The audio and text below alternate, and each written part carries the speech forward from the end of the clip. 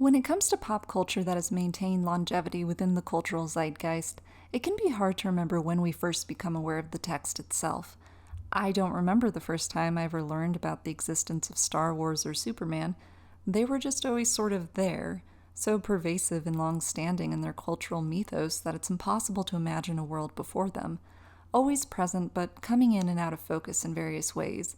Like my brother getting his AT-AT for Christmas, or me watching the Superman movie as a kid while my dad explained the lore to me. I do, however, remember the first time I learned about Colleen McCullough's best-selling book, The Thornbirds. It was when I was 12 and reading Lauren Miracle's young adult book 12 because I was 12. See. There's a part in the book where the main character, Winnie, gets her first period. I flashed to a book I'd read when I was 10 called The Thornbirds, where a girl my age got her period and thought she was dying of some horrible disease. The Thornbirds was one of many grown-up books that I'd read at an early age, books that normal parents wouldn't let their sweet little darling read. But Mom was like, sure, read whatever you want. In The Thornbirds, the girl cried in the bathroom and kept her bleeding to herself, until finally her mom noticed the stains and was like, no, you fool. You're not dying. Quit your whining and wash out these rags. Or something like that. So suddenly there I was reading about a girl my age, recalling a book she read of a girl her age hitting puberty, albeit in a much more traumatizing way. It's funny how reading this passage, I kind of just accepted that this girl's ignorance about periods would be a result of living in some distant and regressive past. When we come to pop culture text through so many different mediums and adaptations, I think this is one of the best ways I have been introduced to one. At 12, my first awareness of the Thornbirds was as a text that focused on women and women's issues, in a time not particularly understanding or forgiving to them. It wasn't until much later that I actually clip binged the miniseries adaptation on YouTube. This was pretty much my reaction. This movie is good! A few years later, I watched the miniseries in full and absolutely fell in love with it. The lush Australian outback, the generational family trauma that would give Succession a run for its money. Woman, that's a minus. Well, of course it's a fucking minus. I didn't make the world.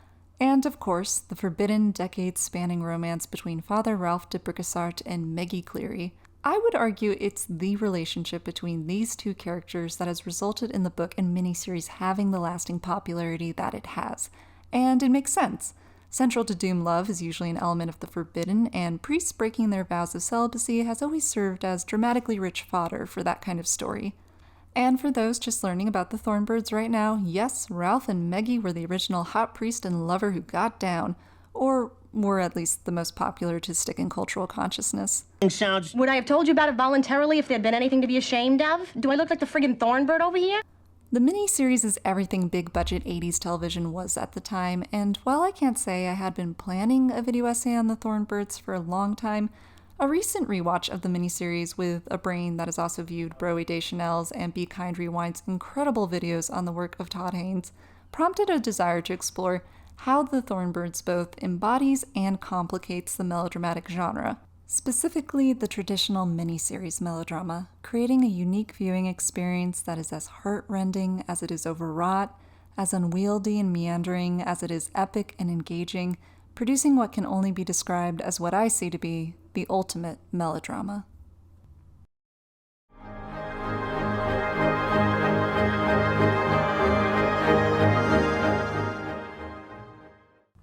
The Thornbirds was produced during an innovative time when the best-selling novel was no longer the domain of the big screen, but of television.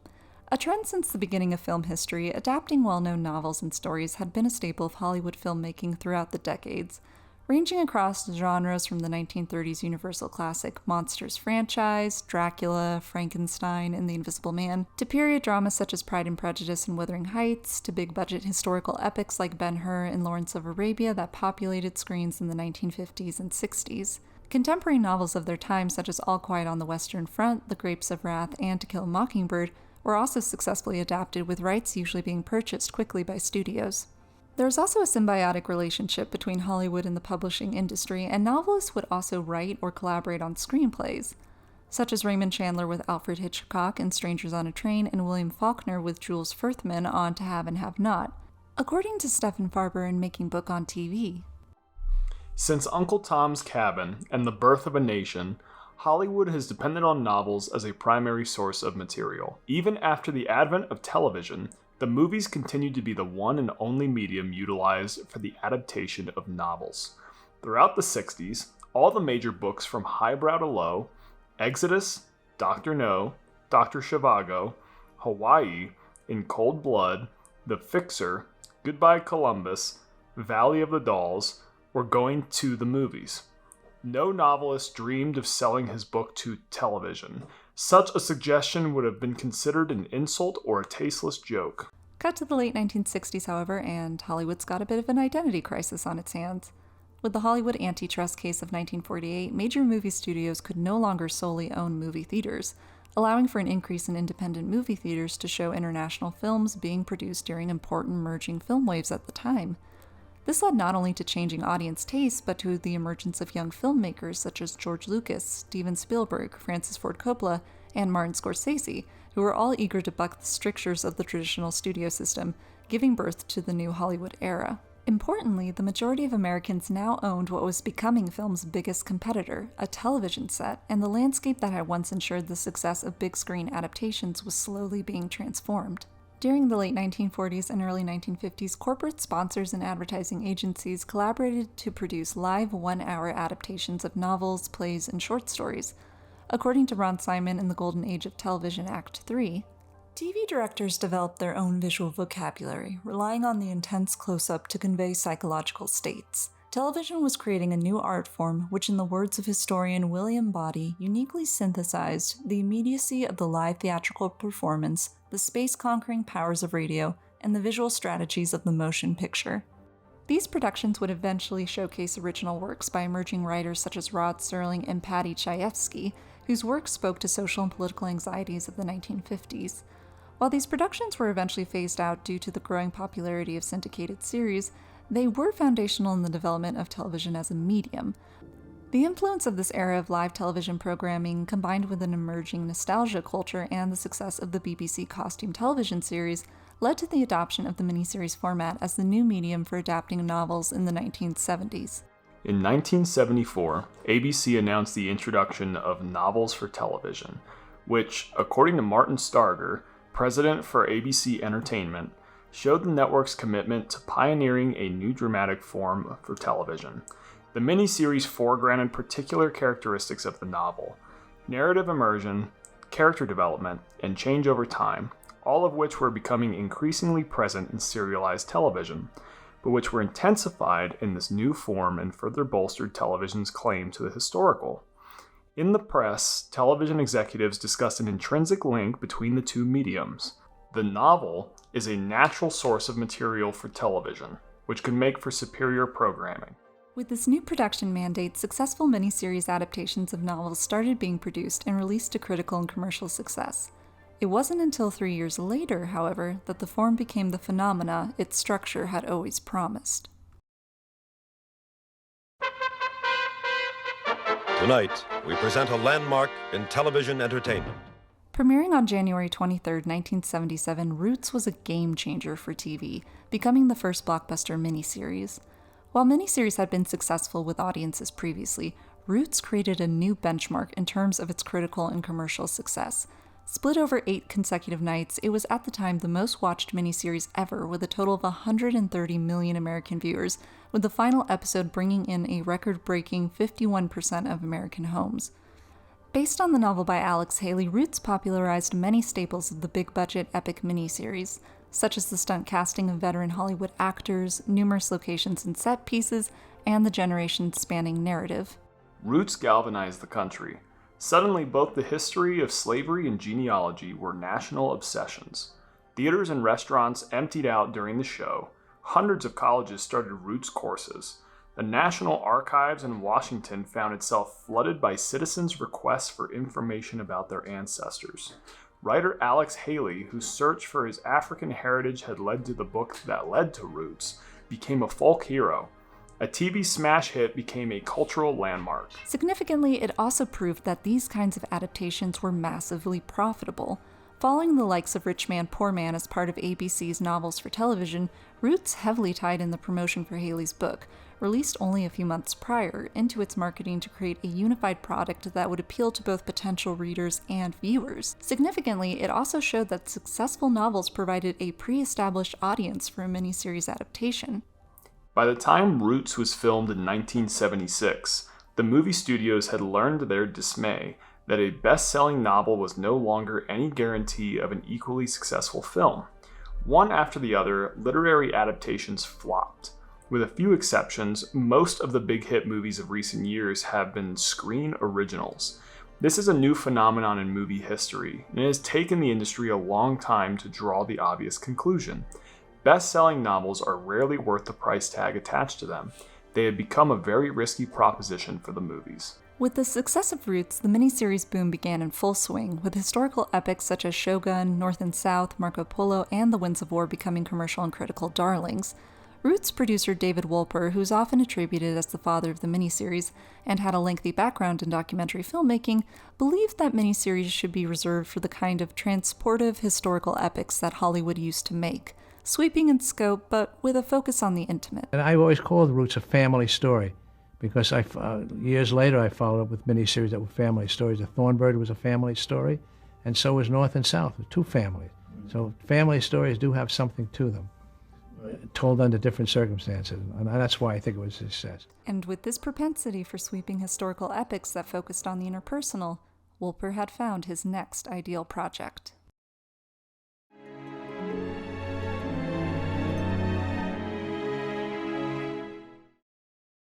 The Making of the Thornbirds is a tale that seems pulled directly from the pages of Hollywood's golden age. Written by Colleen McCullough and published in 1977, the novel is a sprawling epic that encompasses the intergenerational romances and tragedies of an Irish-Australian family through the decades. Often referred to as Australian Gone with the Wind, the book was a huge success and to this day is still the best-selling Australian novel of all time. Spanning from 1915 to 1968, the story centers on the Clearys and their trials and tribulations on the family farm of Drogheda, ruled by the imperious Mary Carson. The main family consists of Patriarch Paddy, his wife Fee, and their sons Frank, Stuart, Bob, Jack, Hughie, and Meggie, the only daughter. The novel hones its focus to Meggie, particularly on her relationship with the young, ambitious priest Father Ralph de Bricquesart. Theirs is a love story of tortured passion and longing that spans the decades and continents, beginning when Ralph is a young man in exile to Australia, and Meggie is 10 years old. We're going to come back to that. The book follows these characters and their inner battles over faith, ambition, grief, and desire against the backdrop of a socially and politically changing Australia, with the forbidden relationship between Ralph and Meggie at its nexus. Given its popularity and rich themes, it wasn't long before the film rights were purchased, with the story going through various rewrites and drafts as a potential feature film with stars such as Robert Redford and Christopher Reeve being considered for the role of Ralph. The scope of the novel proved too difficult in adapting for a feature film, and eventually chairman of Warner Brothers Bob Dolly offered the project to Wolper, who found the decades-long romance between Ralph and Meggie perfect for a miniseries adaptation. Okay, well, in the movie, the whole purpose of the Thornbirds is the lifelong relationship between a young girl and a priest, and the audience is waiting for the priest to finally give in. Now, a movie would do that within 2 hours, which is kind of sleazy. In the television miniseries, we held off on the love scene for nearly 8 hours, so the audience was at the edge of their seat. When is this guy finally going to give in to this beautiful, wonderful girl? So that's the reason the miniseries was good, because the purpose of the story was the holdout of the priest, and he held out long enough. With screenwriter Carmen Culver, the project was a go at ABC, with Richard Chamberlain cast as Father Ralph. Fun fact for any new Chopin fans, he was John Blackthorne in the original. Joining the cast were Gene Simmons, Richard Kiley, and Piper Laurie. Brian Brown was the only Australian in the cast. Barbara Stanwyck and Christopher Plummer fulfilled the veteran stunt casting Wolper was so fond of. Numerous actors, including Jane Seymour, Michelle Pfeiffer, and Olivia Newton-John, auditioned for the role of Meggie, as it became one of the most sought-after roles for female actors at the time, with the part eventually going to relative newcomer Rachel Ward. Plans were initially made to shoot in Australia, but were scrapped due to logistical reasons and studio incentives. Shooting took place in Southern California, with the Big Sky Ranch in Simi Valley serving as the setting for Drogheda, and the Matlock Island scenes being set on the island of Kauai. Daryl Duke was brought on as director, with costumes designed by William Travilla and the miniseries' famous score composed by Henry Mancini. The series was released to critical and commercial success, becoming the second most watched miniseries of all time, winning multiple Emmys and Golden Globes. Okay, so the blockbuster novel to miniseries formula has paid off once again. Good job, show. And while that's all very well and good, and we can just end it there, I want to return to the genre of the prestige historical miniseries and how The Thornbirds isn't really that. It's actually... Which one of you bitches is my mother? So let's rewind a bit. It's the 1980s, and the prestige historical miniseries has become both a critically and commercially viable genre. Coinciding with this, however, is the emergence of a popular subgenre, the female-centric melodrama, based on women's popular fiction, aka the money, sex, power novel. It was everything the epic miniseries was not. It was modern, glitzy, soapy, and above all, unabashedly female. In his book, The Age of Melodramatic Miniseries, author Scott Humphries outlines how this genre was a descendant of the Hollywood women's films of the 1930s, 40s, and 50s. If you would like to learn more about this genre, I highly recommend Broe Deschanel's video May-December in the Melodrama film Twitter. According to Humphries, the female-centric melodramatic miniseries is a limited-run, scripted television drama with a serialized narrative, often sensationalist themes, and usually taking place in opulent settings, focused on central female protagonists, produced for mass consumption and directed primarily to female audiences, and preferencing the depiction of emotive displays and emotional truths over dramatic or social realism. Popular with female viewers but critically dismissed as trash, these miniseries reflect both progressive and regressive qualities with their focus on strong women in positions of power, but also a veneration of Reagan-era capitalism and excess and the frequent use of taboo or difficult subject matter for the purpose of shock value, as seen in the likes of popular primetime soaps like Dallas and Dynasty. So we are in the home of Esther Shapiro, the producer cum ideological stylist who told us we were tired of granny glasses and long skirts and needed some shoulder pads and a hell of a lot of makeup to reach utopia. Miniseries obviously were a giant thing from the 70s through the 80s, and they petered off sort of in the 90s, these network era miniseries. And they really started off as stories about men. And you think of some of the biggest ones like Rich Man, Poor Man. Roots is not quite the same, but it really starts about a man's story and the people coming from him, even though there's lots of other characters. But what happens in the 80s starts really with Scruples, the Judith Krantz book that became the Lindsay Wagner miniseries, which I think is such a fascinating miniseries on so many levels because nothing really happens. There's sort of 6 hours of glamour and soap opera storyline, and you get to the end of it and it's like, well, because they took all of the sex out of the book. So the book is basically about sex and consumption, buying stuff. So they took that out and you get this storyline. But it was something that really appealed to a lot of, it was female skewing drama. It doesn't mean it was just women who watched it. Obviously, lots of people watched it. But in terms of the way they were produced, they were for women. And they were stories that had women at the center. And they were about women driving the narrative, women operating in a man's world, women who were moving into business. It was very 80s. It was very 80s sort of idea of women in power.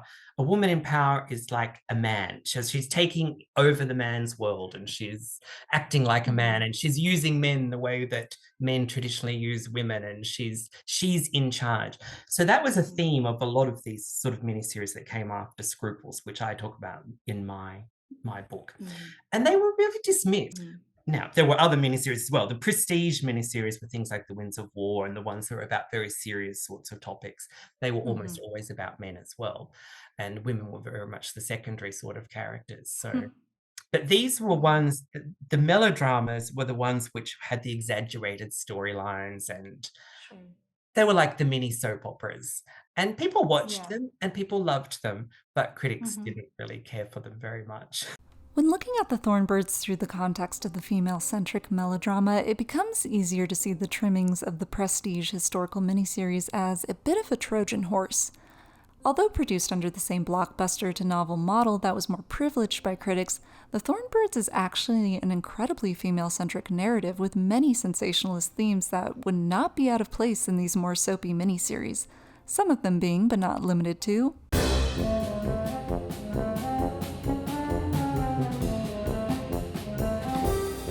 While always recognized as melodramatic, one can understand why the Thornbirds would not necessarily be classified within the denigrated genre of the female miniseries, both when it was made in 1982 and even now. Popular culture specifically geared towards women is usually more dismissed than its male-geared contemporaries, and this is certainly nothing new when looking at the cultural panic that occurred around women reading romance novels in the 19th century. I feel like with all texts that are female-centered, there is a sexist tendency to dismiss it for not being utilitarian. One could argue that this is because certain topics like romance and interpersonal relationships have been codified as female because of the belief that women are more interested in those subjects. I argue, however, that it's not an issue of subject, but perspective. Simone de Beauvoir said, "Representation of the world, like the world itself, is the work of men. They describe it from their point of view, which they confuse with absolute truth." The themes common to these female-centric texts, like romance and familial relationships, are not depicted through the universal experience of men, but through the experience of women. I think this attitude explains in part why the female-centric melodrama was easily dismissed and is only now receiving critical reevaluation. In the case of the Thornbirds, Wolper dismissed the genre outright, saying, "I didn't think either Hollywood Wives or Lace 2 would make it or be a big smash, because I don't think sleaze novels make miniseries material. Lace 1 did very well. That seems to me an exception to the whole rule. I just think it's not the right subject material. To make it special, a miniseries should be a costume piece. Take you to another era, another place, another time. Like Australia and the Thornbirds, or Black American history and Roots. If I were going to design a miniseries, the perfect situation would be it was a best-selling book and the costume piece about a family or families. That would be perfect." Wolper isn't necessarily wrong here. The Thornbirds is technically an epic costume piece that focuses on the generations of one family, and look, I'm not trying to compare Lace to the Winds of War or Princess Daisy to Shogun. The criticisms directed at these programs are not without merit. Rather, I think Wolper's comment highlights the restrictiveness of genre labels, particularly when it comes to how they are used to categorize and uplift certain art over others through this kind of gendered lens. I mean, yeah, The Thornbirds is a melodrama, but come on, David L. Wolper is producing it. Super great dramatic actor Richard Chamberlain is the lead. It's not a female melodrama, it's a male melodrama. Wolper and everybody else at the time said, this is a searing drama about a priest who's torn between his commitment to God and his love of a woman, which, I even doubt that that's really what that's really about. It's really about his crisis of self-love. Does he pursue his ambitions, or does he prove that he's a man with this woman who really wants him? But anyway, that's by the by. So they were all saying that's what the story is. But the heart and soul of the story are the Cleary women. It's the three generations of those women. That is really what we connect to as viewers. And they are probably the most relatable characters, whether you're watching as a man or a woman. If an emphasis on female characters and their experiences is one of the criteria for a female-centric melodrama, then The Thornbirds certainly checks that box. Outside of Father Ralph, the majority of the other male characters play a supporting role and leave the narrative usually within the span of an episode or two. The matriarch, Mary Carson, sets the entire rest of the series' plot into motion in episode 1 when she cruelly leaves Dragita to Ralph, and not the Clearys, as a way to prove his ambition will always trump his love for Meggie. She's won, Meggie. I've betrayed you. Like, seriously, you cannot tell me Barbara Stanwyck's Emmy-winning performance doesn't belong within the very best of melodramatic excess and poignancy. Inside this stupid body, I am still young. I still feel. I still want. I still dream. And I still love you. Oh, God, how much?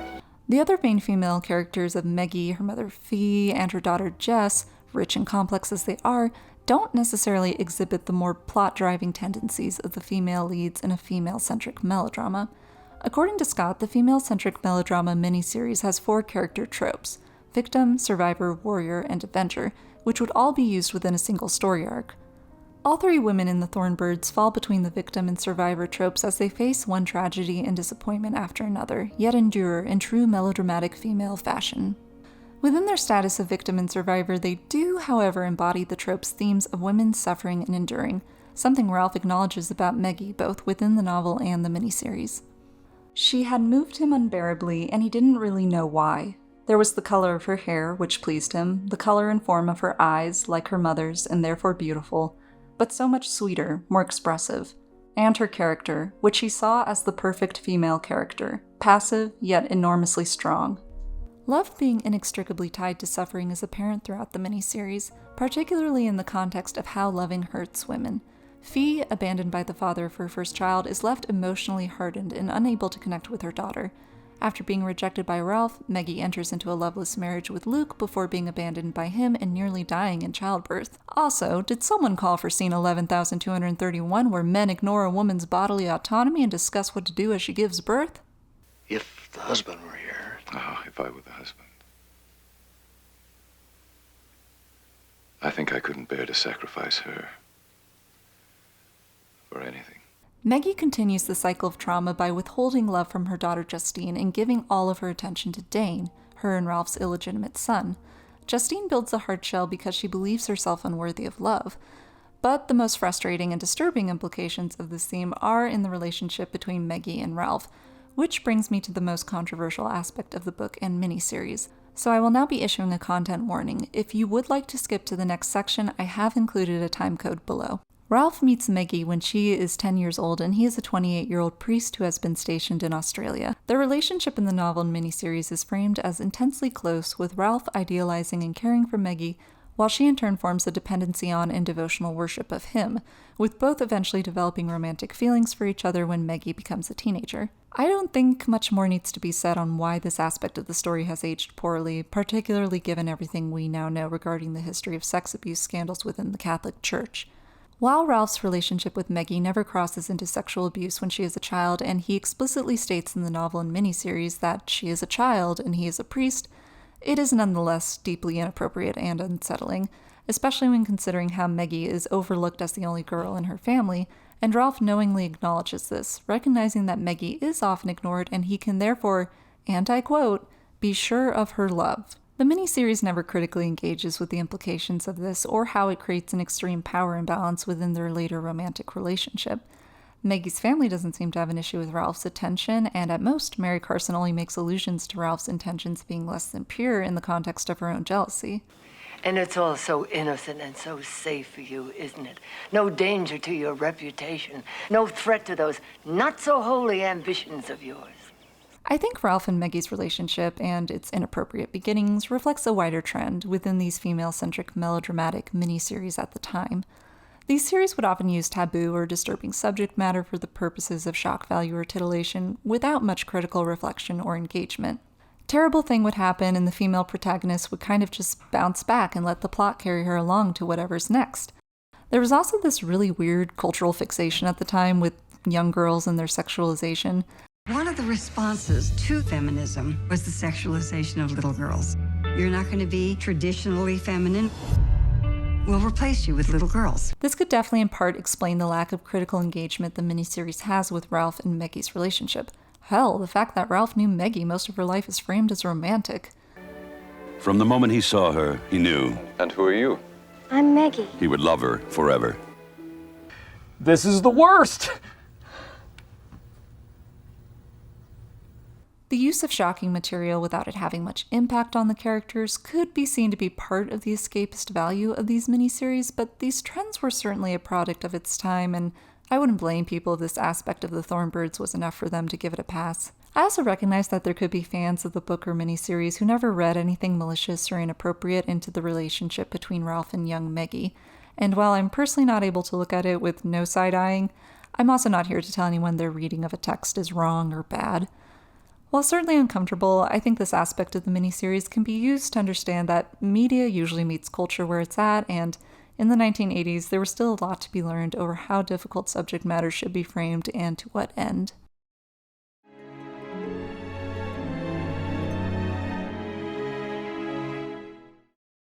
There's a passage in Scott's book that I really love. When discussing the female-centric melodrama, he states, "It is worth caring about this genre because a good many people have watched, enjoyed, and taken something from these texts.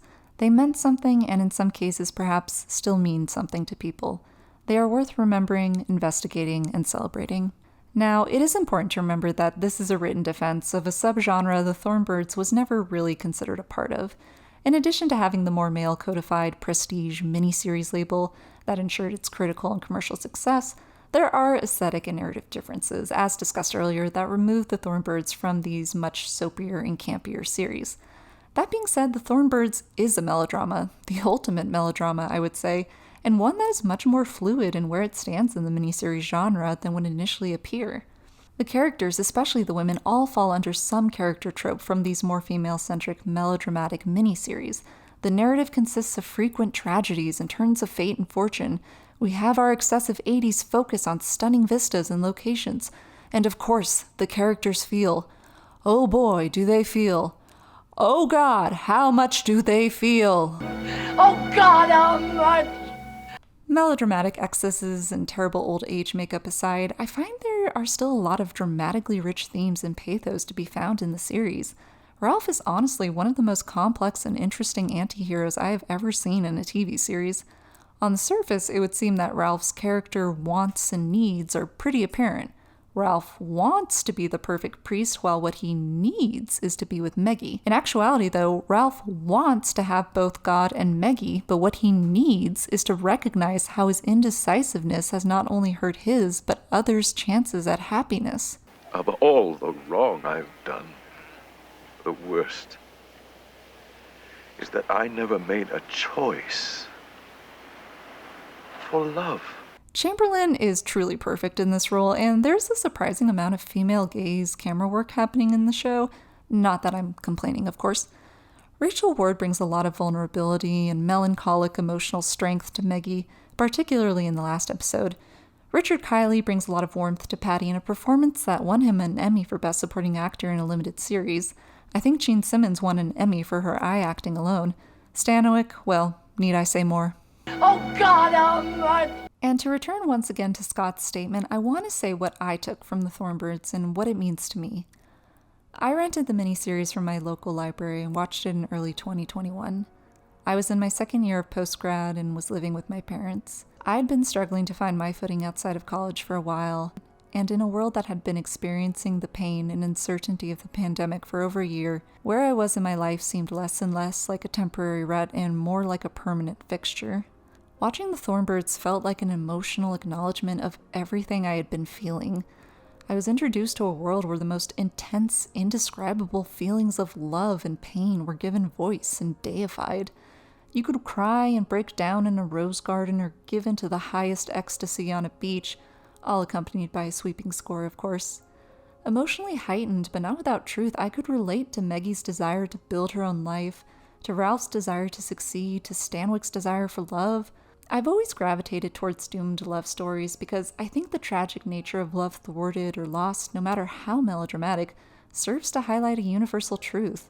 That love, however it is expressed, is the most important thing. And if I felt this within the glycerin tears and flailing arms of prestige miniseries The Thornbirds, I think whatever emotional truths viewers found in their female-centric melodrama are just as valid.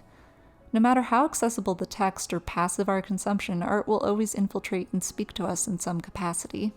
In a world that tells you to stop overreacting, to tamp down your feelings, to stop being so dramatic, melodrama tells you the opposite. It validates those feelings. Excessively and often in a ridiculous context, yes, but it validates them. It acknowledges their power, and most importantly, their cathartic potential.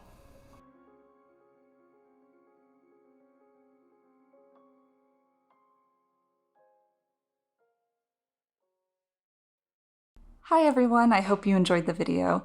This one entailed a lot of research, and I am especially grateful to Scott Humphries for his insights on the female-centric melodrama. If you would like to watch our full interview, I have uploaded it to my channel. I've also provided links for where you can purchase his book, The Age of the Melodramatic Miniseries, When Glamour Ruled Television, below in the description. I also want to give a shout out to my script editor, Connor McHale, and to the channel My So-Called Gen X Life. If I hadn't watched their video on the best miniseries of the 1980s, I probably never would have rewatched The Thornbirds, so please, give it a watch.